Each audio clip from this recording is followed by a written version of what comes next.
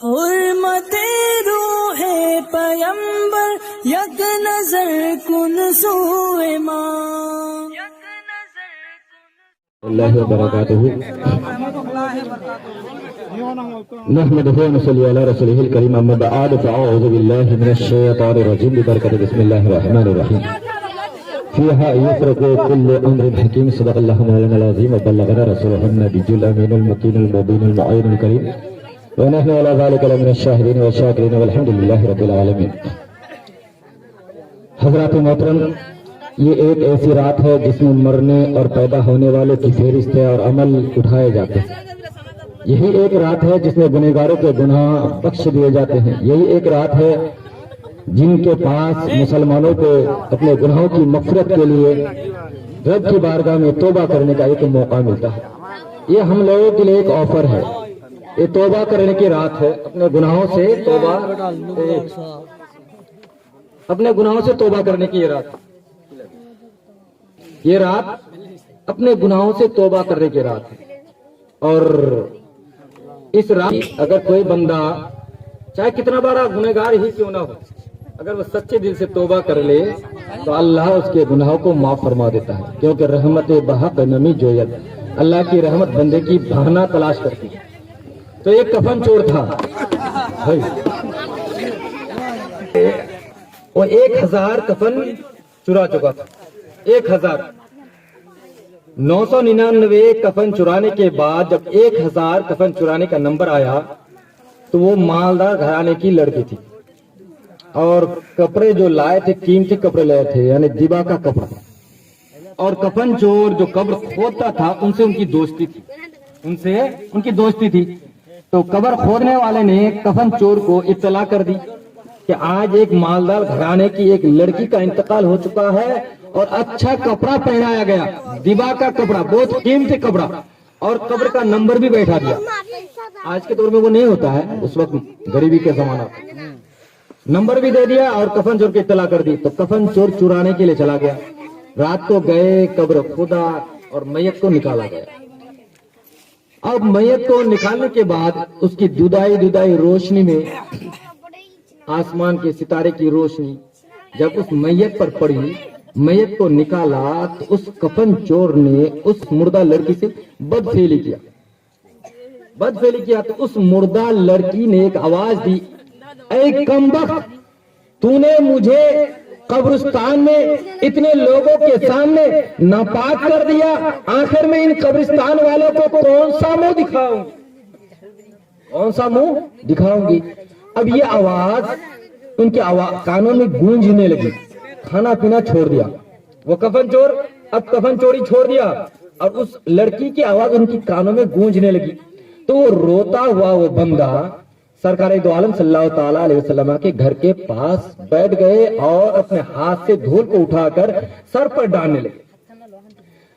جب دھول کو اٹھا کر سر پر ڈالنے لگے تو اتنے میں حضرت عمر فاروق اعظم رضی اللہ تعالیٰ عنہ کا بھی اس راستے سے گزر ہوا، یعنی وہ بھی سرکار دو عالم صلی اللہ تعالیٰ علیہ وسلم کے پاس جا رہے تھے. تو اس بندے نے کہا، اے عمر، میرا ایک کام کرو گے؟ کہا کون سا کام؟ کہا دیکھو میں بہت بڑا گنہگار ہوں، جاؤ سرکار دو عالم صلی اللہ تعالیٰ علیہ وسلم سے اتنا کہہ دینا کہ سرکار دو عالم صلی اللہ تعالیٰ علیہ وسلم میرے لیے دعا کر دے کہ رب کی بارگاہ میں توبہ کرنا چاہتا ہوں کہ رب تبارک و تعالیٰ میری توبہ کو قبول کر لے. اب جیسے وہ نوجوان نے یہ باتیں بیان کی تو حضرت عمر فاروق اعظم کی آنکھوں میں بھی آنسو آ گئے. تو آخر یہ کتنا بڑا گنہگار کہ یہ بتاتے بھی نہیں ہیں اور آنکھوں میں آنسو ہے. تو ان کے رونے کو دیکھ کر حضرت عمر فاروق اعظم کی آنکھوں میں بھی آنسو آ گئے. تو سرکار کے پاس پہنچے تو سرکار دو عالم صلی اللہ تعالیٰ علیہ وسلم نے فرمایا، اے عمر، تمہیں ایک چیز نے رلایا؟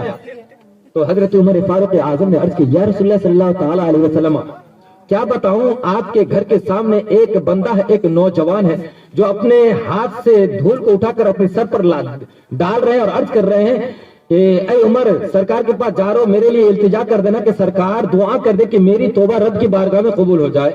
جیسے ہی سرکار عمر فاروق اعظم نے یہ باتیں بیان کی تو سرکار دو عالم صلی اللہ تعالیٰ علیہ وسلم نے عمر فاروق اعظم سے کہا کہ جاؤ اس نوجوان کو بلا کر کے لاؤ. یہ توبہ کرنے کی رات ہے میرے دوستوں، اپنے گناہوں سے توبہ کرو. سرکار نے کیا کہا کہ جاؤ اس نوجوان کو بلا کر کے لاؤ. तो उस नौजवान को बुलाया गया सरकार दो आलम सल्लल्लाहु ताला अलैहि वसल्लम के पास। जब वो नौजवान सरकार दो आलम सल्लल्लाहु ताला अलैहि वसल्लम के पास आए तो सरकार दो आलम सल्लल्लाहु ताला अलैहि वसल्लम ने फरमाया, ए नौजवान जरा ये तो बता दे आखिर तू इस तरह से क्यों रो रहा है, इस तरह से परेशान क्यों है, अपने हाथों से धूल को उठाकर अपने सर पर क्यों डाल रहा है। तो वो नौजवान अर्ज करते हैं, हुजूर क्या बताऊं मैं बहुत बड़ा गुनहगार हूँ, बहुत बड़ा गुनहगार हूँ। तो सरकार दो आलम सल्लल्लाहु ताला अलैहि वसल्लम फरमाते हैं, ए नौजवान क्या तेरा गुनाह आसमान से भी बड़ा है?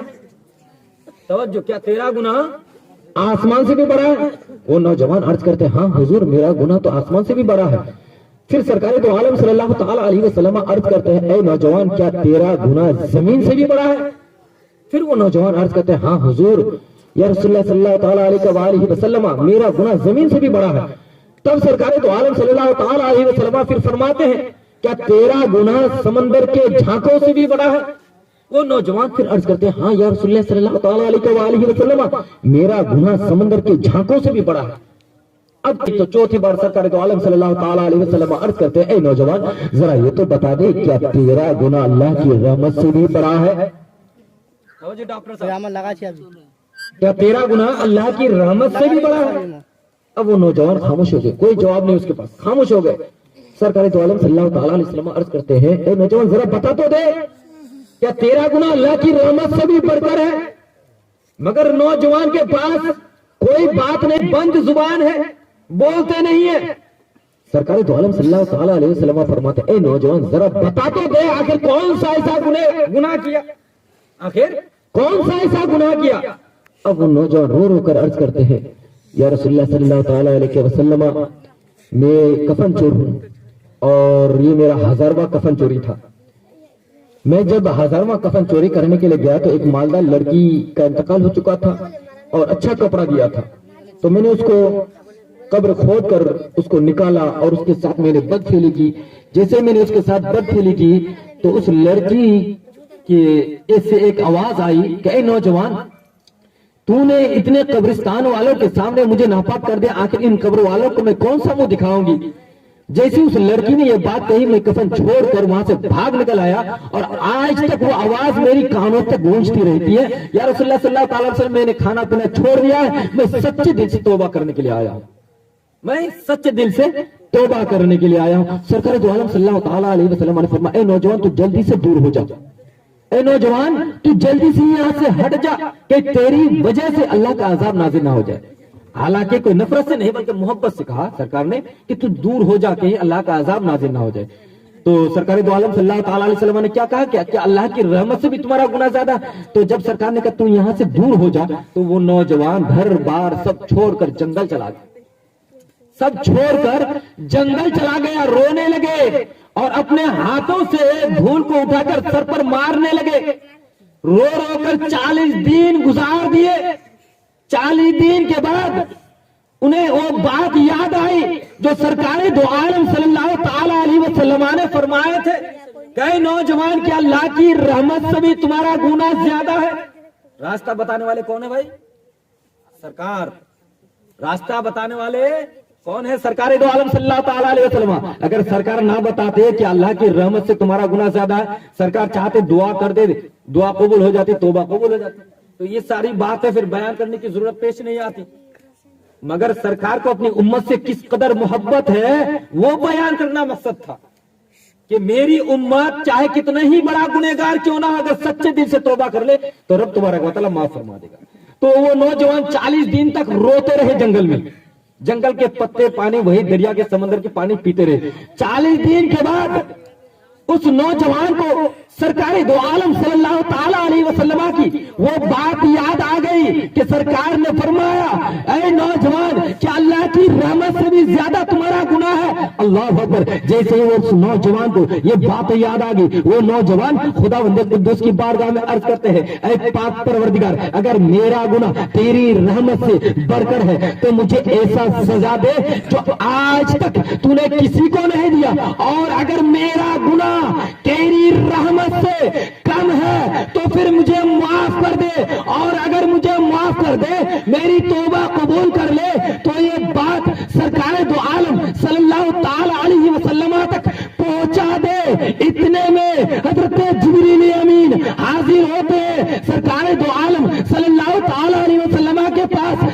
हाजिर होकर अर्ज करते हैं, या रसूलुल्लाह सल्लल्लाहु ताला अलैहि वसल्लम, रब तबारक व तआला ने उस कफन चोर को बख्श दिया।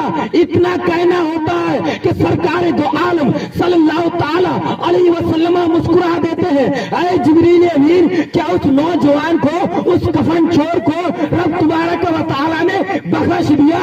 हजरत जिब्रील अमीन अर्ज करते हैं, या रसूलुल्लाह सल्लल्लाहु ताला अलैहि वसल्लम, सिर्फ उस कफन चोर को ही नहीं बल्कि आपकी उम्मत का कोई भी फर्द बशर अगर इससे भी बड़ा गुनहगार होगा और वो सच्चे दिल से तौबा कर लेगा तो रब तबारक व तआला उसे भी बख्श देगा।